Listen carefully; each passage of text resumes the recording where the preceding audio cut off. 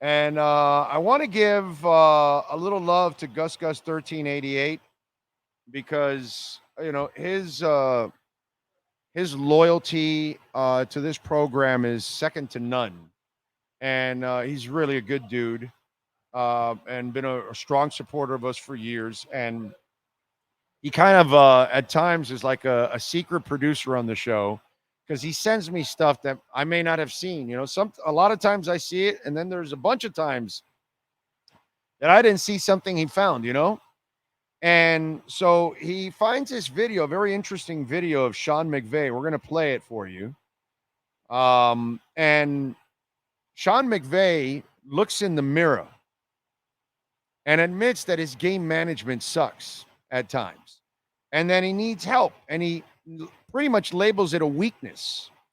So he hires a guy by the name of John Streichter. He is now the coordinator of football strategy. And I say this because in a very important year for the Miami Dolphins, because as I told you about the salary cap, manageable this year, a challenge, but still doable next year. In 26, it's going to be a really impossible hurdle, okay? It'll be a harder hurdle. Maybe you can overcome it, but it'll be a miracle it'll take, okay? Miracle. But the next years, okay? So what's imperative to get it right in these next 2 years? To try to take advantage with these group of players and try to win it.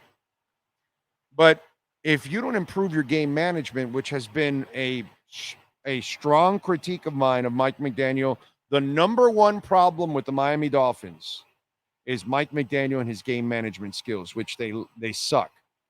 So here's Sean McVay openly admitting it and then talking about adding a gentleman that is helping him with game management because he makes too many mistakes during the game. Here we go. Here's Sean McVay. What is the vision for John Streicher's responsibility? Not use my timeouts in the second half until I need to. No, really, here's what I would say. When I look at myself and really our team from just an after-action review, you say, all right, where's the game going? Where are things that you can do to try to separate yourself and win in those margins? And this game management or this game management coordinator, there's a select group of people that have really earned a great reputation around the league. They have calls on Wednesdays throughout the season. They're really passionate about trying to be able to give each team an edge.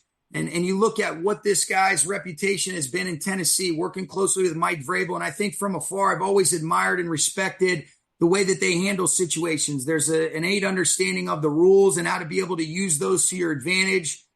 Clock management, some of the situational things that do end up coming up.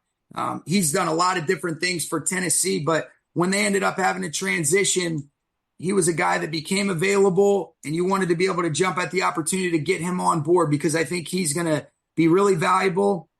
I've really enjoyed being around him in the short amount of time and getting some exposure to just the passion he has for that specific part of the game, while also having a big picture capacity for it schematically, and then also being able to evaluate personnel. So that'll be the focus and concentration. I think it'll be evolving. We were sitting down the other day and he was talking about all the different roles and responsibilities that he carried in Tennessee, and a lot of those will be carryover. But I thought it was important that we put somebody in that role to be able to be, just more consistent and help me be better for our football team. And he's somebody that I'm going to really rely upon, and I think he's going to help us out a lot.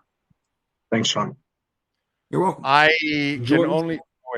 Hey, Sean, following up on that question, what was that like for you, recognizing that was something, I mean, as you've sort of joked about, and even in this interview, like recognizing that was something that maybe you wanted to look into adding to your staff in this way? I know you've had people weigh in the past, but this seems like a very clearly defined asset for you and for you guys. It does, Jordan. And we've had coaches that have kind of carried dual responsibilities. I think it was important to be able to isolate that separately because of where the landscape of the league is going. And because if you're just being honest, I know I can improve in that area for our football team. And so you always want to take steps in the right direction. And that's not perfect by any stretch, but I do respect the track record. And he's a guy that is so well respected in that arena And you can see the influence that he had on a lot of situations being handled the right way in Tennessee over the last handful of years with the responsibility that he had for Braves. As soon as he became available, the people that carry the highest reputation in that network of coaches or people that operate in that circle immediately, oh, you got to go get Stretch. He's the best out there. And immediately we wanted to be able to act on that. And I give a lot of credit to Brian Zanders. He's so in tune with some of that stuff. He recognized and identified that right away. Chase Blackburn was able to provide, great insight into the value that he had from when he was in Tennessee for that year. And we wanted to be intentional about intentional and proactive about trying to be able to get him on board with us, because I know he was going to have some options, and I'm glad that it worked out that he's here. All right. All I can tell you is Mike McDaniel, go look at what Sean McVay is doing. You desperately need this. Desperately need this. And by the way, they got him from where? Who beat Miami at the end of the season to make their season just completely go awry? Tennessee. Mike Vrabel better coach, and he hires better people around him. So Mike McDaniel, again, this is a young coach. He's learning, just like a lot of young coaches. Look at Sean McVay, still learning at this point, and now's when he's making this move. But, he's already got a title at least. So that's the difference. You get that leeway, you could give it to him. But in this case, this is exactly what Mike McDaniel needs. A specialist that helps him with game strategy.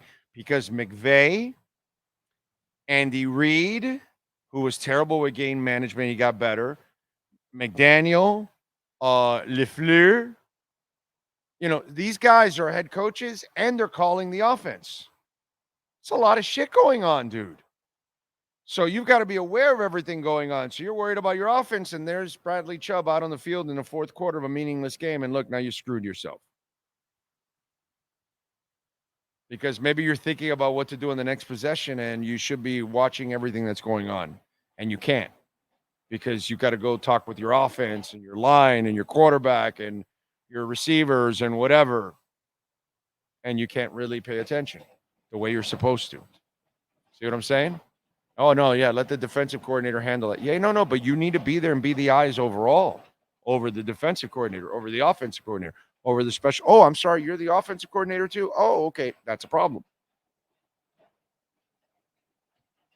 In-game specialist, he's in his headset. Hey, coach, you should take some of these players out right now. This game is over, and, you've got guys out there that really don't need to be out there.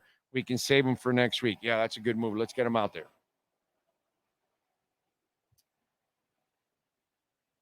So I saw that, and thank you, Gus. Appreciate you sending me that. I said, this is exactly what Mike McDaniel needs.